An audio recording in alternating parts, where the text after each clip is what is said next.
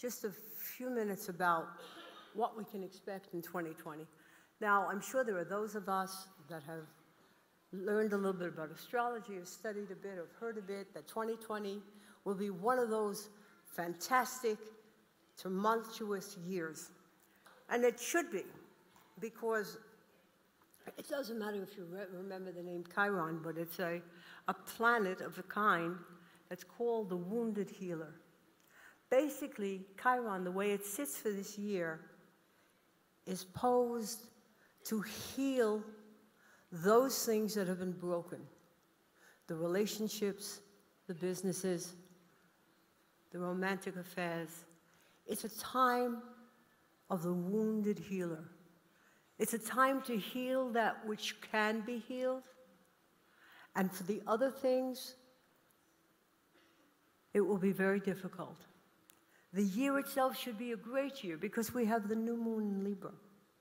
And it should be a time of fixing broken parts. And the most important broken part, of course, that we need to fix is what? Inside.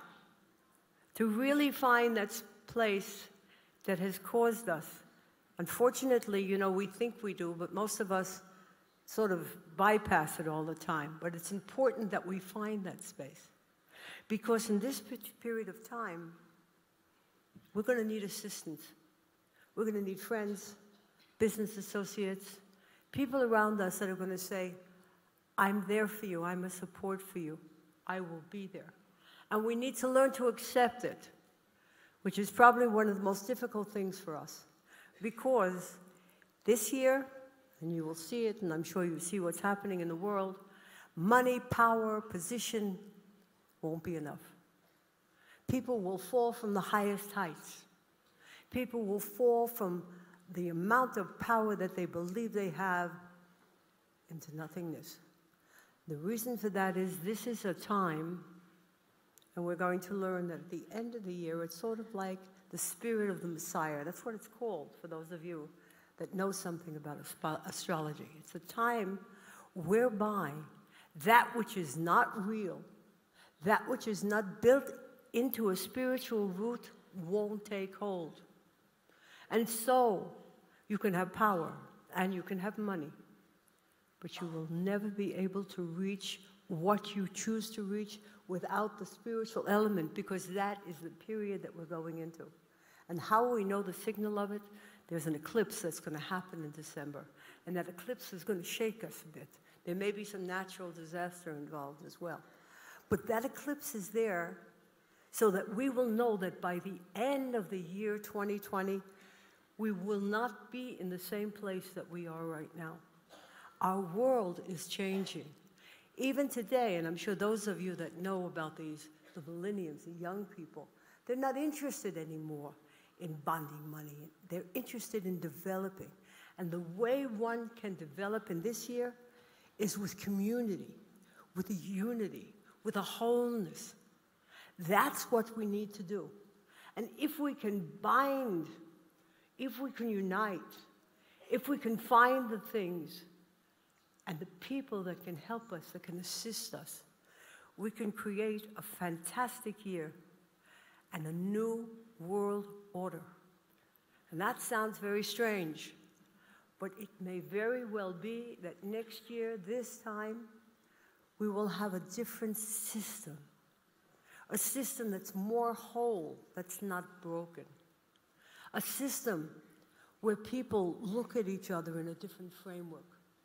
A system that we can trust. And I think the fact that we here sit thousands strong. Somebody asked me, how do I think that I could make an operation or make a retreat center that would engulf all peoples? And I say, well, take a look at the center. We're all here from all different places in the world, from the far regions of the world, from different religions. But we're here with one goal. We have a unitedness in our soul and in our unity and in our being part and being engulfed in the divinity which the Creator gives to each and every one of us. And that makes us a whole. That makes us one.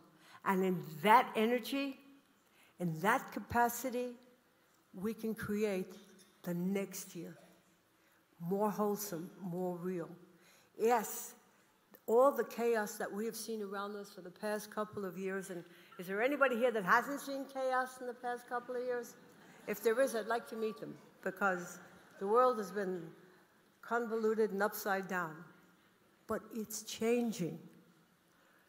It's changing. It's mending. We're going to be able to take that which is broken and make it whole. We're going to be able to see things differently. Yes, we do want to advance. We do want to make business. We do want to do things. But we must have a different mindset. Because if it's only business, if it's only going forward, if it's always creating something without that spiritual edge, and I'm sure that all of you are aware that almost every business today teaches mindfulness, has meditation classes.